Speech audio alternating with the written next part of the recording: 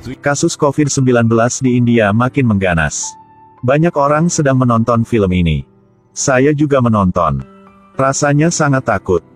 Yang pertama, mulai dari seekor kelelawar. Seorang sedang bekerja dalam hutan. Potong pohon. Beberapa kelelawar dibangun. Pada waktu sedang mencari makanan. Dia sudah makan sesuatu. Kemudian dia terbang ke peternakan babi. Kita gak bisa tahu virus yang ada di kotoran kelelawar. Seekor babi sudah makan kotoran itu. Pada hari berikutnya, babi ini dibawakan ke restoran. Seorang chef siap memotong daging untuk masakan. Tiba-tiba rekannya panggil dia keluar. Mencuci tangan cepat. Chef keluar. Beth sangat suka makanan dari dia. Mau berfoto bersama dia. Kemudian Beth pergi ke kasino. Sepria dari Jepang bilang, meniup angin untuk menjadi beruntung. Jadi dia mengikuti. Setelah itu dia membeli 2 gelas alkohol. Saat berdiri dia gak hati-hati HP jatuh. Si cantik dari Ukraina yang rambutnya kuning sudah mengambilkan HP. Pelayan Mit membersihkan meja. Ambil gelas yang Beth sudah minum. Selesai kerja Mit pulang ke rumah. Dia merasa gak muas ketika naik perahu. Kemudian naik kereta cepat. Memegang tangan. Batuk terus-menerus ketika naik lift. Sekarang dia tidak bisa melihat jelas. Akibatnya, pada saat menyeberang jalan, ditabrakan. Saat ini Ukraina sedang bekerja di perusahaan. Menaruh dokumen di atas meja. Dia sakit. Jadi sudah mengizinkan bos dan naik taksi pulang ke hotel. Saat ditemui, mulut berbusa. Kakinya berwarna hitam. Sedangkan pria dari Jepang naik pesawat untuk pulang. Kemudian naik bus. Akhirnya gak bisa menahan lagi. Jatuh di bus. Kadang-kadang Beth mulai batuk. Bertemu dengan banyak orang. Sampai rumah, peluk anaknya. Pada hari berikutnya, anaknya demam sampai 38 derajat Celcius di sekolah. Usaha kesehatan sekolah memberikan obat seperti demam biasa saja. Hari ini adalah hari keempat Beth terkonfirmasi virus. Semua orang yang bertemu dia sudah meninggal. Beth mulai takut.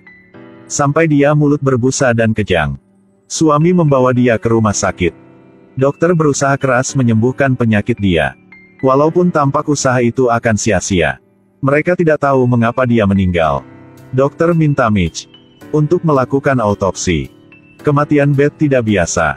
Dokter meragukan bahwa penyakit yang disebabkan oleh infeksi virus.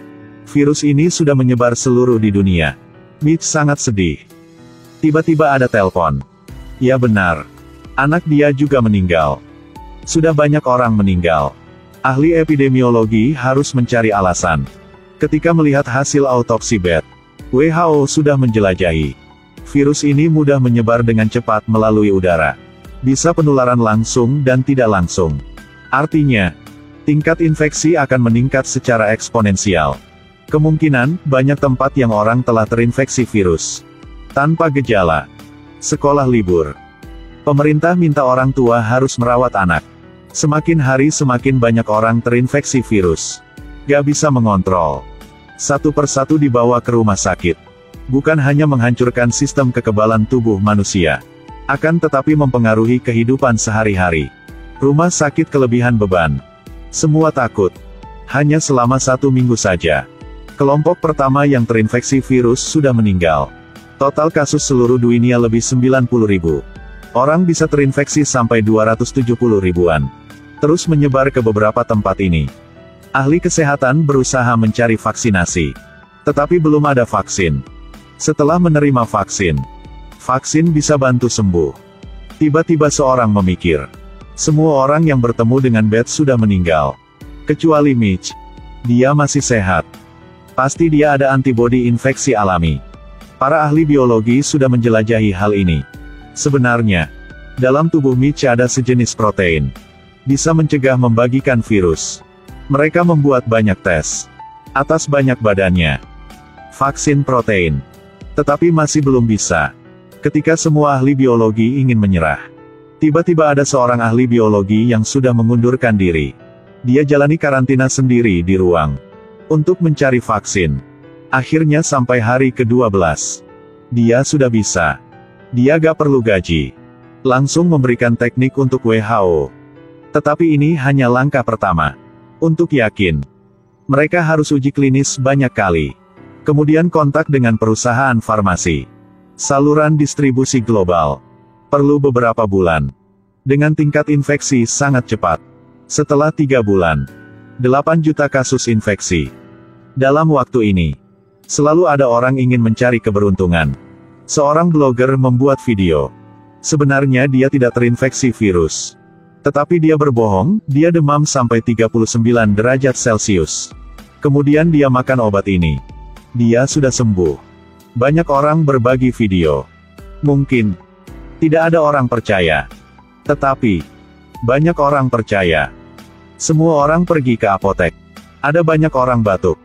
Ada orang gak memakai masker. Pada saat staf bilang, hari ini apotek tutup. Semua orang seperti sebuah bom. Pecah pintu masuk apotek. Mulai rampok obat. Kemudian semua orang juga paham. Hanya bohong saja. Dari hari ke-26, sekitar 580 juta orang terinfeksi virus di seluruh dunia. Antara 12 orang ada seorang terinfeksi virus. Jalan-jalan di dalam kota. Penuh sampah. Tidak ada orang di tempat umum. Orang memakai baju hazmat saat keluar rumah. Ibu kota selalu ramai. Sekarang hanya tinggal rampok. Semua jalan dalam kota lockdown. Sedikit orang mencari alasan untuk keluar kota. Semakin hari semakin banyak orang meninggal. Kantong mayat juga gak cukup. Mayat harus dikubur. Vaksin diuji selama 57 hari. Hanya dalam badan monyet. Berhasil. Semua orang berharap dan berdoa. Tetapi harus menunggu 24 jam. Semua ahli paham. Waktu sangat penting. Selama sedetik saja, sudah banyak orang meninggal. Dia gak bisa tenang lagi. Dia langsung uji sendiri. Tambah satu lagi. Dia pergi ke tempat karantina. Buka masker. Cium ayahnya. Ya benar, sudah sukses. Vaksin pertama. Tunggu 90 hari lagi. Karena jumlah vaksin terbatas. Siapa yang bisa suntik vaksin menjadi masalah besar. Pemerintah guna cara putaran lotre. Hasil lotre pertama. 10/3. Artinya untuk orang lahir pada tanggal 10 bulan Maret. Akan disuntik. Selanjutnya, mereka harus putar lotre 365 kali. Ada masalah lagi. Sedikit orang jahat. Mau rampok vaksin. Pemerintah langsung mengatasi. Suntik langsung di tempat. Orang yang sudah disuntik. Ada gelang di tangan. Sekarang sudah cukup vaksin. Cukup untuk seluruh dunia. Sekarang hari ke-135. Semua orang antri untuk suntik vaksin. Kehidupan sehari-hari sudah kembali. Semua sudah aman. Para ilmuwan mengambil semua sampel virus. Dikunci dalam ruang dingin. Dalam film, orang sudah bisa mengatasi virus menyebar. Tetapi masa sekarang, kita masih belum. Setiap hari, banyak orang terinfeksi COVID. Sangat sedih. Masyarakat belum aman.